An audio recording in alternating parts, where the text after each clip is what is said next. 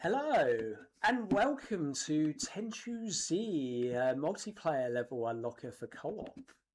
So basically with the latest build of Xenia Canary Net Play, you can actually take this online with a few friends. And I always felt that the stages that it offered were quite limited. Like you've got most of the game, but the castle, for example, is locked.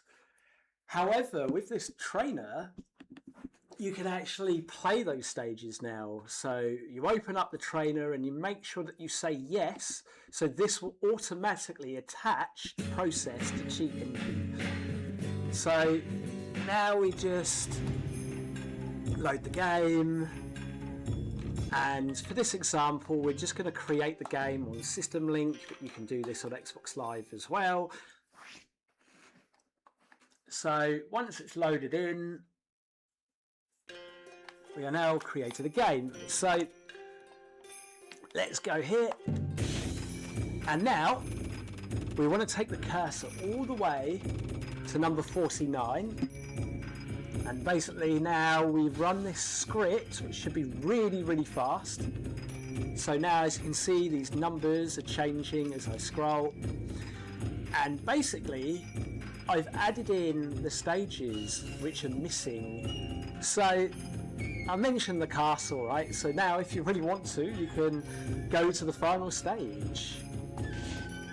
So let's just go to the client now and connect. So let's search for the game. There we go. Let's join in.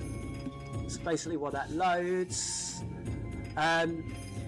If you want, you can also change your gold to your heart's content if you don't want to play the game legitimately. And yeah, we'll go to the stage and I'll explain about the slots. So let's just accept. Let's go back to the client for a second. You can see it from their perspective.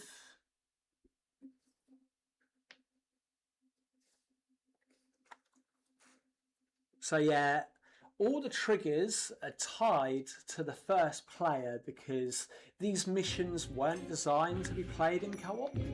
So yeah, as you can see, there's the first player. So yeah, also on the table I've got a thing called in-game static.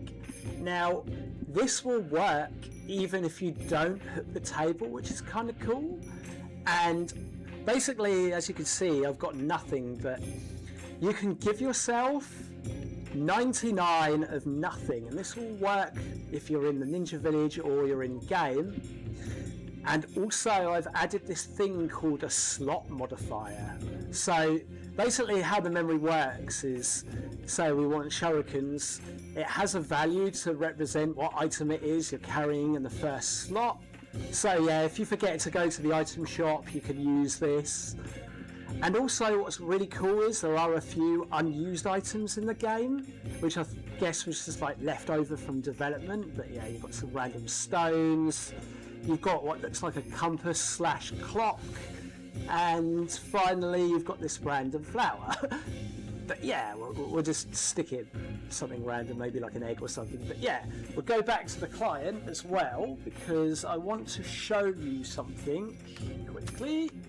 So as I said, all the triggers are tied to the first player.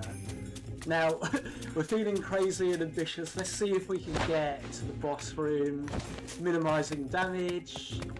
It would be like a true ninja. If we can reach, I don't know if we can reach. I think it's too high up. Right, well, maybe for... yeah, it's turned into a let's play now. Ouch! But yeah, basically... Okay, yeah, he's not going to let me. Let's just run.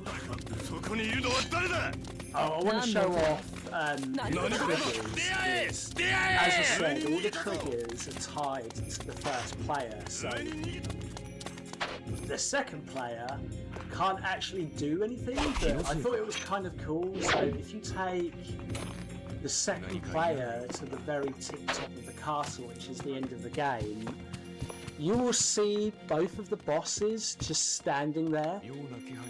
Now, unfortunately, there are no cutscenes, but if you are to take the very first player to the very tip top as well, it will trigger the boss battle, and there will be a music change, but this music change will only be for the host, and only one of the bosses will appear.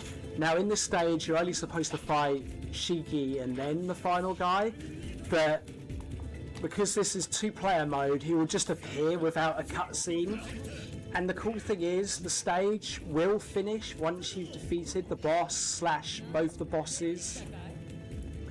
Now all the other stages, they do work as intended normally. However, Pursuit of Echigoya is a bit of a can of worms, we should say, because the first player still has to follow Echigoya around. The second player is free to follow the boss, or Echigoya should I say, if they want to, or they can go off and do their own thing. But if they get spotted by Echigoya, the mission will fail.